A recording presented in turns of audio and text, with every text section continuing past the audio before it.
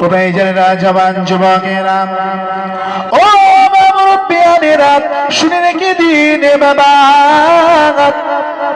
আল্লাহ পাক হুকুম করলেন, এ 6 বৎসরা একত্রিত হয়ে যাও, একত্রিত হয়ে যাও। একত্রিত হয়ে যাওয়ার পরে সেই 6 বৎসর একত্রিত হয়ে গেল। ওই সময় আল্লাহ পাক জিজ্ঞাসা করলো, বান্দারে তুমি এমন ওসিয়ত করে এসেছিলে কেন? দুনিয়ার জমিনে এমন ধরনের ওসিয়ত করে এসেছিলে কেন? ওই সময় বান্দা জবাব দিতে লাগলো, এই রব্বি আল্লাহ, এই রব্বি মাবুদ, দুনিয়ার জমিনে আমি অন্যায় করেছি, অত্যাচার করেছি, এমন কোনো ভালো কাজ করি নাই। এই রব্বি আল্লাহ, কি করে আপনার সামনে মুখ দেখাবো? এই রব্বি আল্লাহ, এই না মনে করে কঠিন আযাবে জাহান্নামের কথা ভয় করে আল্লাহ তোমার সামনে কিভাবে দাঁড়াবো, কোন মুখ নিয়ে দাঁড়াবো, এই না ভয় করে আমি এই ধরনের ওসিয়ত করে এসেছি। আল্লাহ, এই রব্বি আল্লাহ, এই ধরনের ওসিয়ত করে এসেছি।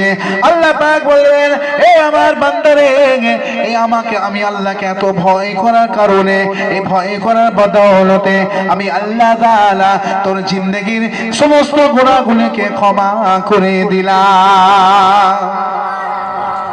তাহলে ওসিয়তটা ছিল যদি মাসলার বিরোধী, শরীয়তের বিরোধী, তারপরেও আল্লাহ পাক তাকে ক্ষমা করলেন কেন? তার নেক নিয়তটা ছিল আল্লাহর ভয়, ছিল আল্লাহর ভয়, যে আল্লাহর সামনে আমি দাঁড়াবো কি নিয়ে। তাই আল্লাহ রাসূল বলেন, মান তাযাক্কারা খাতায়াহু ওয়া বাকা আইনাহু রাদিয়া মিনহু ইলাহ। আল্লাহ নবী বললেন, মান তাযাক্কারা খাতায়াহু, যে ব্যক্তি নিজের খতা, নিজের গুনাহগুলোকে স্মরণ করে, ওয়া বাকা আইনাহু, এবং চোখ থেকে অশ্রু ফেলে, কান্না করে, রাদিয়া মিনহু ইলাহু, আমার আল্লাহ পাক তার জন্য কি হয়? সন্তুষ্ট হয়ে যায়।